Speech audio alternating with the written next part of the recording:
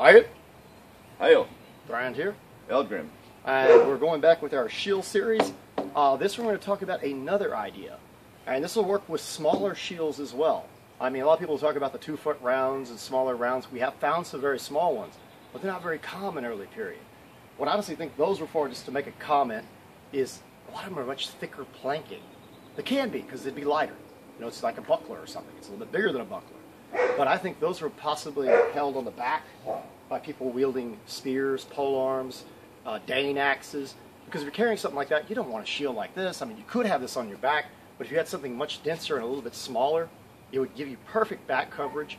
You could take it out when you needed it, hold it over your head in the back line to protect your head, because chances are if you're using a long two-handed spear or something that they had polearm type weapons described in the sagas to cut with and stab with and so on, or a Dane axe, which you can thrust with that too, a large two-handed axe that's usually 6 feet long, and you were standing behind the front shield wall, you would normally be up front with a big shield, and if you did have a shield, it'd be mostly just to advance against arrows and stuff. The smaller one would help, but it would protect your back passively, and it would still work as a shield. So I think that's what the small ones are used for. I don't think that was your frontline shieldman wielding a one-handed axe or a long sword or maybe a big sax or what have you, or a spear even, you know, one-handed. I think that was a shield that was probably used by some because of convenience, and they could get a lot heavier shield and more strength in a smaller area. It was mostly for, that's what I think. That's my theory. I could be wrong. But anyway, today we're talking about the large round, and this technique will work with the small ones as well. What we're going to do is we're going to talk about how the shield can be used to trap the sword arm into the opponent by like twisting techniques or allowing the shield to go with it in attack. So this kind of is a quick pin for a moment. You only have a second to finish the guy, but the technique does work. So let's get into that in a second here. All right. Okay, let's say we're both squared off. Eldgrim's standing in his stance, I'm in mine. Neither one of us are really open. You know, he tries to hit, but he goes low. Well, I immediately come in here, and I have this opening here on it. I still have control of my shield. Still the same thing as everything. If he tries to come up and over, I'm still in here, but I've already got in. That was the idea. For that brief moment when he thought he was throwing a shot maybe to go under my shield, I drop it, bring it around, and just attack him. So that's the technique, pretty much. You do have to watch out, because he's not totally trapped. If he stands in, maintains his stance, and we do this, and I come in here, he is trapped in, and he can possibly recover from that. But if you push his sword down and turn the shield, make sure you have good control of your shield. Don't go limp-wristed or do it incorrectly. You're in here. So we'll do it one more time, a little bit nicely. And you see how I get the cut right in. I'll follow the angle of the shield, cut right into him, or I can do one of these numbers where I traverse and stay behind the shield and cut. Our thrust, this could be a nice thrust to you, let's just show you.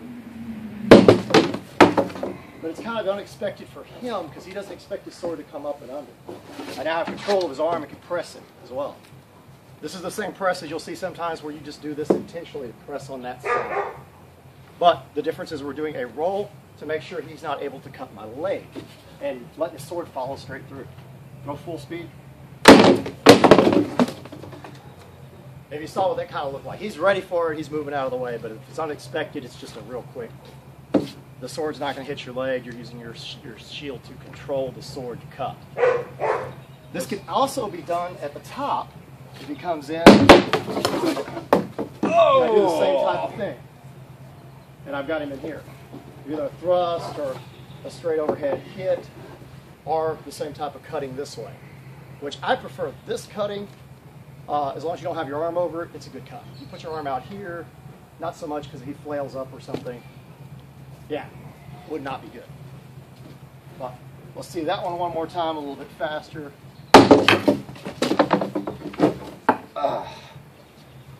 And yes, you're kind of awkward at times at this, but it's still not a bad take. One more? Yeah. Oh! What you want to make sure you do on that one is as you let it go by, just so you all know, it comes back this way. Do not roll it over this way. Your hand's upside down, something's wrong. As you let that go over, you want it back this way.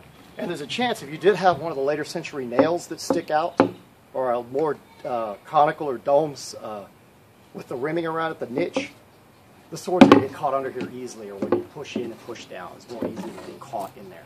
I'm thinking about doing a video on those as well. That would actually be kind of fun. Yeah, Let's that's pretty try cool. it. Let's do one more good one. Up high. See, he got his shield in the way. It was very good of him. Still an opening. But anyway, hard to there you block. go. That's just an idea. It's a technique that you'll see, especially the under one. When you trap it into the body and press into the guy, and you can attack.